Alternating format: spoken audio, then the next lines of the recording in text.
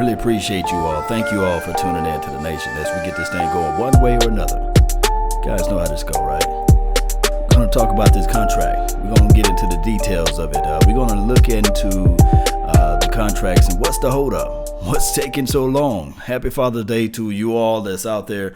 Really appreciate all the fathers out there. Look, a lot of times people can look at life in general and say to themselves, hey, without Pops, I don't know what I would be. And then I know that we get a lot of hate throughout, the echo waves of being in certain communities as being a father, quote unquote, that's not there. But I would say this, fatherhood is an important, crucial spot in anybody's development, in anybody's moments of life in general, role models and looking beyond, just being positive in all those aspects of life. And I try to set that example, not just for my daughter, but for those who also get a chance to see me.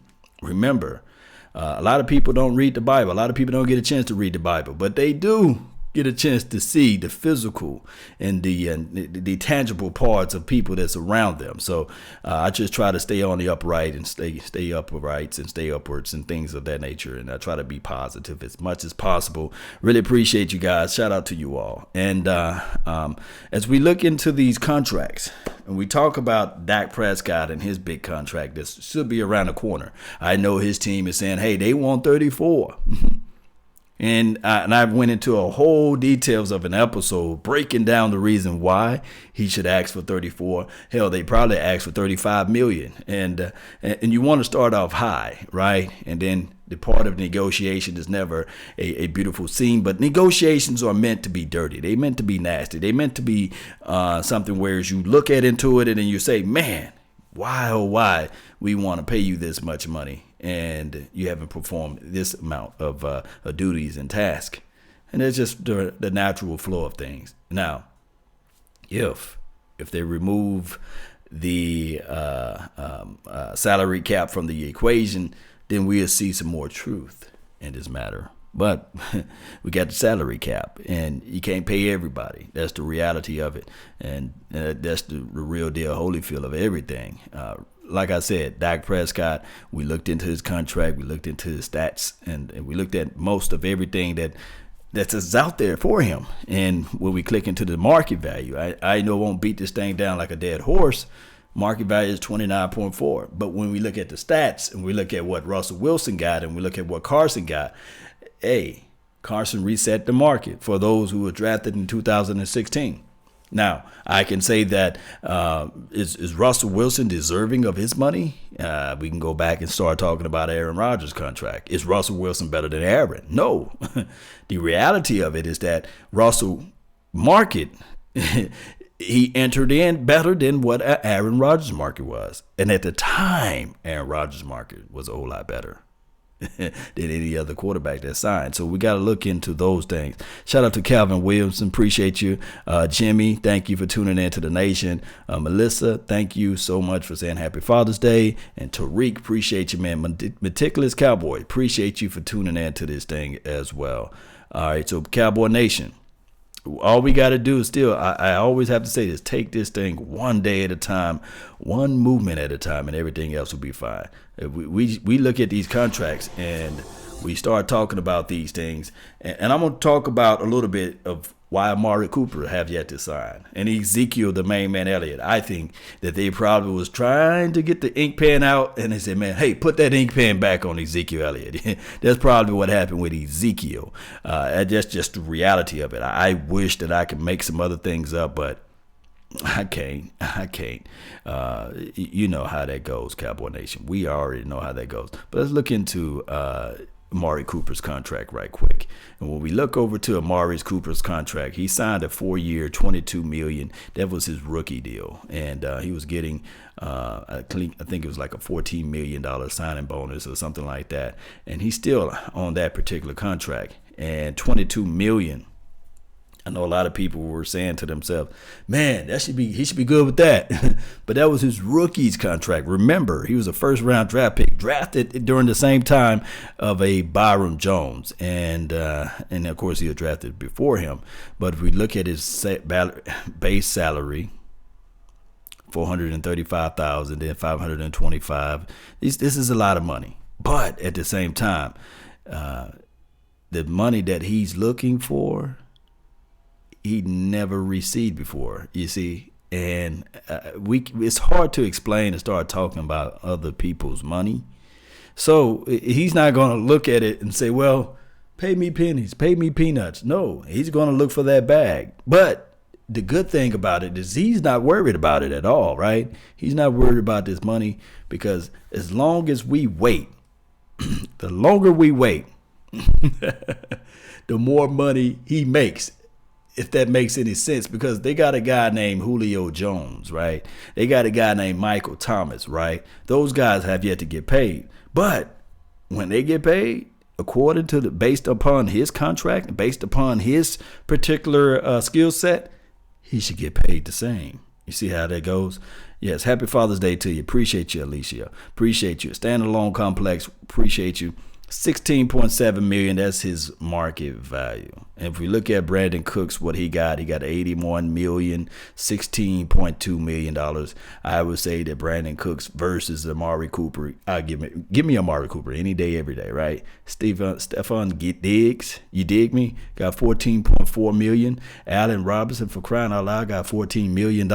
So then they all were 24 when they signed. And hey, this guy's 24 as well. So we look into those things. Let me see if I can pull up. This is all brought to you by Spoke Track. Let me see. Julio Jones. I think that's how you spell Julio Jones. Let's see if we can pull up his contract. There we go. All right, so he's in the same wheelhouse, drafted in 2015. He's 26 years old. He's approaching 30 years of age. And we looked at his contract. We looked at everything that we can find out here. Let's see what we can see here. I didn't know he was drafted in 2015. I thought he was drafted before that time, right? Y'all correct me, man. When he was drafted, please put that down in the chat box. I just think that this is a little bit off. Let me go back. This is when he signed his first contract. Julio was drafted. It had to be drafted in 2013, right? When Julio was drafted, somebody help me out. Help a brother out. Because I know he wasn't drafted in 2015. I think that Julio was drafted in, 2013, 2014, 2013, something like that. Meticulous Cowboy, Brian Bradford, appreciate you for tuning in. Dak, exactly. Yes, Kimbo, appreciate you. Thank you for tuning in to the nation. Rodney Ellis, thank you for showing your love and adulations for the nation. Let's look at his market value. And we're going to take a look into that as soon as my screen comes around. So his market value, believe it or not, is a little bit lower because of the age factor, right? And he's in the categories of a Jarvis Landry, an A.J. Green, a DeAndre Hopkins, and Antonio Brown. They all up in these upper age categories of being 25 and upwards, right? We looked at the guys that was 24. Oh, so Meticulous Cowboy, thank you for helping me out. He was drafted in 2011. That's when they sold the farm to go get Julio Jones, right? They sold everything in life. Appreciate you, man. Hanging with the Browns. Appreciate you. So we look into these contracts here, and we don't really have to look into stats, but he's 30. 30 opposed to what my boy is. Amari Cooper is 24. That's 6 years in between. So we still got some production for Amari Cooper to show us and broadcast us and put out there on film and tape, as we can see. Like I said, 2020 would be like the time that he gonna look at it like, hey, I should be well off paid, right? But let's look at stats. I know people love to look at stats, and we will see that the stats: 75 reception. Of course, that was last year, right? Was that last year? Oh, okay. So he's going to give you that. And trust me, he took a couple of weeks off, right? In 2017, if you know what I mean, he fell off a little bit, 48 receptions, and then we had 82, then we have 72. So you're going to get 1,000. You're going to get 1,000 receiving yards from this guy. That's just what he brings. And then on top of that, He catches the ball. He got yak. He got all those things that you want. 7 touchdowns last year, 7 touchdowns in 2017. So out of all of his years, he had more touchdowns this 2017 and 2018. I think that he's going to bring in that type of weaponry. So I'm thinking that the Dallas Cowboys, salute to you, South of Heaven. Appreciate you. Happy Father's Day to you all that's in the chat box. So I'm thinking that when we looking into Amari Cooper, we're looking at a guy that's going to give you at least 70 receptions, also with 7+ touchdowns. I can look at that and I can say, okay, that's what he's going to bring to the table. Now, if you look at your boy Julio Jones, of course, 9-year pro, 30 years old. Should be probably his last and final contract for whatever he get. But the Dallas Cowboys and whoever is going to get signed, they're going to want whatever Julio Jones get. And that's just right. That's just how the world works, right? But if you look at it, 113, that's a lot of reception. 88, 83. Man, 136 receptions. Boy, that's all they did was pass to that brother, right? That's a lot of reception. 104. Then he fell off in 2013. I think it was some type of injury. And then, of course, we see that number scaling up. So at the ceiling, his highest production was 136, and that was during the time he got his paper. What I'm saying is, Cowboy Nation, if I'm looking at Julio Jones and I'm saying that, okay, that's what his production was at his best, I think that you can get the same thing from Amari Cooper. You guys can call me crazy, but I'm thinking that you can do the exact same thing with Amari Cooper opposed to what Julio Jones is able to exude and exhibit out there. Not just me. And all this offseason talk, they was talking about this right here. Julio, yes, he's sitting back learning and trying to figure out is Amari Cooper's going to get paid, or is the other guys going to get paid, the Michael Thomases of the world? Because I need to figure out what the market is going to be. And Amari Cooper is sitting back saying, okay, is Julio's finna get paid first? Because none of these guys want to put their toe in the water first. It's all about a measurement contest. But I'm thinking that in my small mind, that Amari Cooper is more with the mind frame of saying this right here before I run out. Hey, I'm trying to learn things that other people are not doing. I heard that I'm not good on jump balls. I'm going to work on that craft. Because when you think of Amari Cooper, you don't think of the DeAndre Hopkins, the jump ball, even the Dez Bryants of the world, the jump ball, the Julio Jones, the jump ball. So Amari Cooper said, look, I'm working on my jump ball.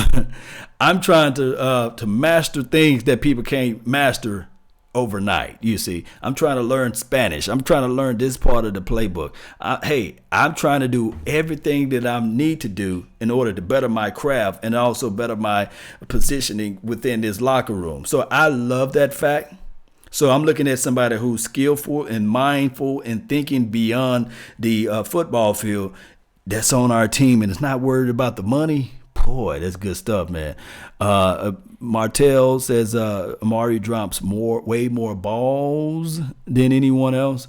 I don't really. Let me see if that stat is out there. And yeah, that stat is out there. Let's look at that. Let's look into that. Thank you guys for tuning in to the Law Nation Film Session. All right, so your boy Julio Jones had in 2015. Look at the volume, right? That was the year. I think we're going to look into this. 136. Look at the volume, right? He had 10 drops. I think he probably led the league in drops. Then he had 6 in 2016, 8 in 2017. These are drops, right? And then on top of that, in 2018, he had 8 drops. But let's look around the corner. Let's see what Amari Cooper has in store for you all. Now, I was seeing a crazy number out here. We're just going to look at everything because, I like facts over opinions. I love facts over opinions. So I look at this, 2015, that was a massive amount of drops. 2018, 2015, I meant to say 18 drops.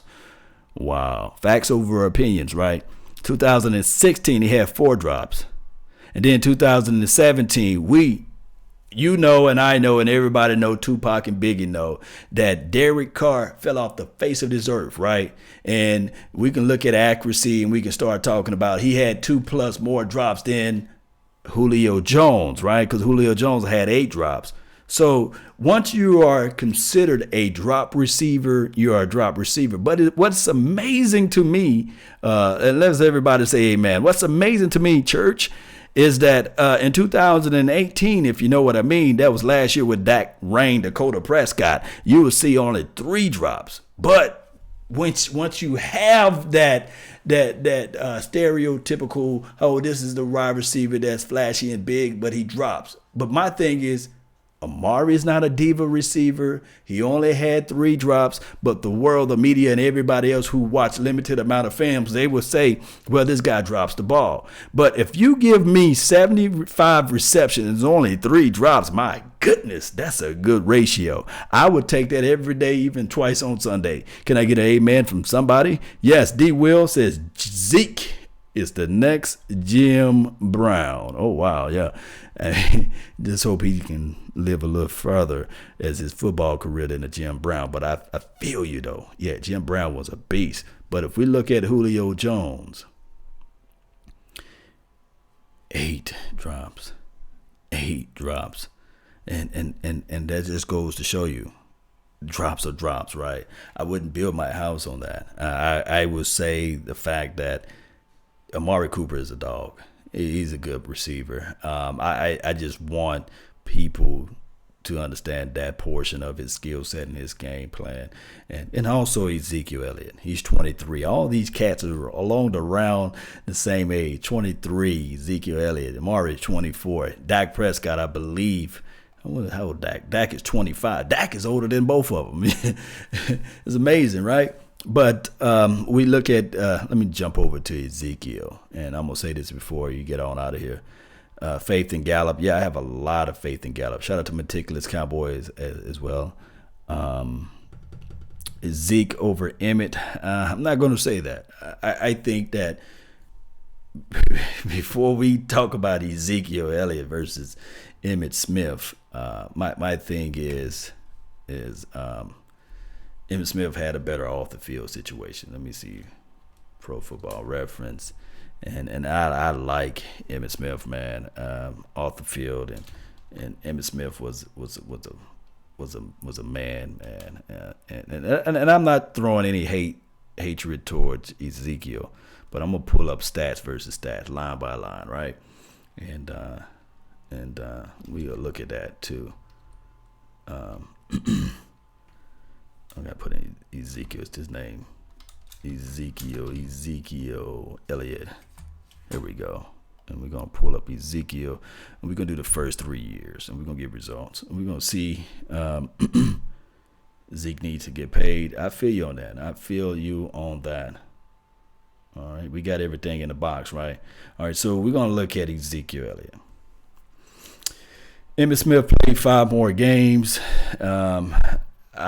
We got to look into that, right? Of course, Ezekiel Elliott was suspended, so it's nothing to do with health. And then, of course, it's 8 more games. I thought it was 5, so it was 8 more games. And, of course, the attempts were heavier on the Emmitt Smith aspect of his game. But this is the main category, regardless if it's 8 or 10 or 5. Those touchdowns that Emmitt Smith was able to get out there is everything. Emmitt Smith scored touchdowns, and Emmitt Smith, as far as receptions, Ezekiel Elliott caught the ball a little bit better, and of course one can argue that it's more of a pass happy league now, but toe to toe, man, naturally, if you look at everything on a per game basis, Ezekiel Elliott, of course, 101 yards off of a pure game basis, a whole lot better than Emmett. As far as receptions, 3.4 opposed to 2.8. That means that he caught the ball a little bit better out of the backfield. So, and this is just his first 3 games, of course. Not first 3 games, but first 3 seasons. So, 4.2 versus 4.7. Yeah, that is a major. Meticulous Cowboy, thank you for pointing that out. Yards average. So that is a major good number. And 4.7 is just nasty. This nasty. That's close to 5 yards per carry. Think about this. At first down, if you run the rock, you get 4 yards. And then second down, you run the rock, you get 4 yards. Man. And if you put the points in there, that's dog near almost a first down, you see. All you need is on the third down is 3rd and 1, 3rd and 2. Shoot, I'll go with that philosophy every day. Every day. So, yeah, you're right, as far as yards per carry. But 41, say prime time said, 41. Oh, my goodness. Oh, my goodness. 41, though. That touchdown number, man. Oh, okay, Google. Who is Emmitt Smith? According to Wikipedia, Emmitt James Smith III is a former college and professional American football running back who became the National Football League's all-time leading rusher during his 15 seasons in the league during the 1990s and 2000s. Thank you. I aim to please. Ooh-wee, she said she aimed to please. And baby, when I tell you guys, oh my goodness, guys, I can't say much more, but it is what it is. Okay, Google, who is Ezekiel Elliott? According to Wikipedia, Ezekiel Elijah Elliott is an American football running back for the Dallas Cowboys of the National Football League. See, thank you. Happy to help. See, she happy to help. She was aiming to please me, Mel. She said, I'm aiming to please you right now when she talked about Emmitt, but she just said, I'm happy to help with Ezekiel. But my thing is, Ezekiel Elliott resume is still, we still writing his resume out. It'll be crass for me to say, Ezekiel Elliott is better than Emmitt Smith, or Emmitt Smith is better than Ezekiel. Let's give these guys time and opportunity to grow. And trust me, I grew up loving number 22. That's one of the coldest numbers on this team, right? What team to ever have, number 22. And shout out to number 24. That's my favorite number of all time. But Cowboy Nation, as I get on out of here, I really appreciate you guys. Thank you all for tuning in to this thing. Guys, I really do appreciate you guys helping me grow this thing, helping me get these numbers up and everything like that. Appreciate you all. Thank those who came out to the event yesterday. To Alan Hearn's mom, Erica Wilson. She have a fantastic book. It Had to Happen. Now, when we start talking about books and everything, it was an event that I would say to you guys, man, she spoke the truth. She was authentic. She didn't sugarcoat anything. She gave her life story, and you can check out most of that information on my West Coast Cowboys Facebook page, where they went into details of her life from A to Z. And for those single parent moms out there, man, shout out to you all for being there for your kids and being there in the mix with your child, because it's a rough life, man. I ain't gonna even lie to kick it with you guys, man. It's rough living in this world, especially without your mom, or your father. And it's an amazing story. And check her out, Erica Wilson. www.88blessings.org, and help donate there, support them. They got some major things going around the corner that's going to be beneficial to you, not just them, but for everyone. From everyone, and for real. Let's go, Cowboy Nation. That's been my time. I really thank you all for yours, and remember, you're listening to absolutely nothing but the best. Salute. Can't wait for that beat to drop in, baby. Dak is Stephen Air McNair. Shout out to Alcorn, D. Will. I'm from Jackson State, you know what I mean? But shout out to Steve Air McNair. Boy was sharp. Country strong. Yes, Job Webb, yo. Yes. They say ain't no party like a cowboy party, 'cause a cowboy party don't stop, right? Appreciate you all. Thank you all for tuning in to the nation. I always say, if you can keep your head when all about you are losing theirs and blaming it on you, if you can trust yourself when all men doubt you, if you can wait and not be tired by waiting or lied about, don't deal in lies or hate it and yet give way to hating. yet don't look too good nor talk too wise. If you can think and not make thought your aim, if you can meet with triumph and disaster and treat those two imposters just the same. If you can bear to hear the truth you spoken, twisted by knaves to make a trap for fools, or watch the things you gave your whole life for, broken and stooped and built back up again with worn out tools. If you can make one heap of all your winnings and risk it on one turn to pitch and toss, to lose and start again at your beginning and never breathe one word of your loss. If you can walk with kings and presidents nor lose the calming touch, if neither foe or loving friends can harm you, my friend, if you can fill the unforgiving minute with 60 seconds worth of distance run, then my friend, you have understood the true meanings and what it takes to be a man. That's been my time again. I really thank you all for yours. And remember, you're listening to absolutely nothing but the best. Salute. Let's go, Cowboy Nation.